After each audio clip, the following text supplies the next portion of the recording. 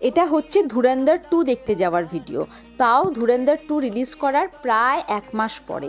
তাহলে বুঝতেই পারছো যে এটা কত পুরনো ভিডিও। অ্যাকচুয়ালি এই ভিডিওটা অনেক দিন ধরে আমার ফোনে পড়েছিল, তাই ভাবলাম চলো তোমাদের সাথে শেয়ার করেই দিই। আজকাল আমার আর অনিমেষের একসাথে সিনেমা দেখতে যাওয়ার খুব একটা সুযোগ হয় না, কারণ ন্যানো আমাদের দুজনকেই ছেড়ে আজকাল একেবারেই থাকতে চায় না। আর আমরাও ওর সাথে উইকেন্ডসটাতেই সময় পাই, ও বেচারা খুব একটা বেরোতে পায় না, তাই ওকে ছেড়ে আমরা খুব একটা যাওয়ার প্ল্যান কোথাও করিও না।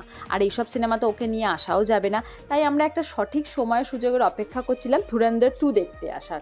তো যখন পয়লা বৈশাখের ছুটিতে 2-3 দিনের জন্য আসানসোল এসেছিলাম, ভাবলাম এই সুযোগ, চলো দেখেই আসি। ন্যানোও রাজি হয়ে গেল মা বাবার কাছে দেখতে, তাই একদিন বিকাল বিকাল করে চলে এলাম। ধুরন্ধর 1 দারুণ লেগেছিল, মানে দারুণ এন্টারটেনিং, তাই ধুরন্ধর 2 দেখার ইন্টারেস্ট আরও বেশি ছিল।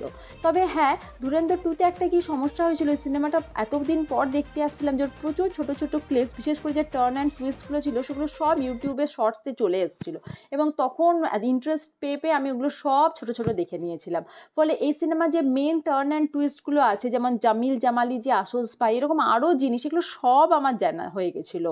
ফলে এই সিনেমাটা দেখার সময় যে মেন টার্ন অ্যান্ড টুইস্টগুলো আমি ওগুলো একেবারেই উপভোগ করতে পারিনি, যেহেতু এগুলো অলরেডি আমার জানা ছিল। আর একটা জিনিস আমি দেখলাম যে ধুরন্ধর 1ও আমরা প্রায় 1 মাস পর দেখতে এসেছিলাম, তা সত্ত্বেও তখন অবশ্য ক্রিসমাস চলছিল, তা সত্ত্বেও একদম ফুল হাউস ছিল সিনেমা। কিন্তু ধুরন্ধর 2 একদম ফাঁকা ফাঁকা ছিল, ওই জনা 20-25 জন মতো ছিল। প্রায় 9টা 9:30 বেজে গেছিলো আমাদের বেরোতে বেরোতে, এত লম্বা সিনেমা। অলরেডি মায়ের দুবার ফোন চলে এসেছিলো যে ন্যানো এবার বাড়িতে খুব বিরক্ত হচ্ছে, তাই আমরা বেরিয়ে আর কিছু খাওয়া দাওয়া করিনি, সোজা বাড়ির পথে চলে এলাম। ফেরার পথে কিছু আইসক্রিম আর কোল্ড ড্রিঙ্কস কিনে নিলাম সবার জন্য। আজকের জন্য এটুকুই।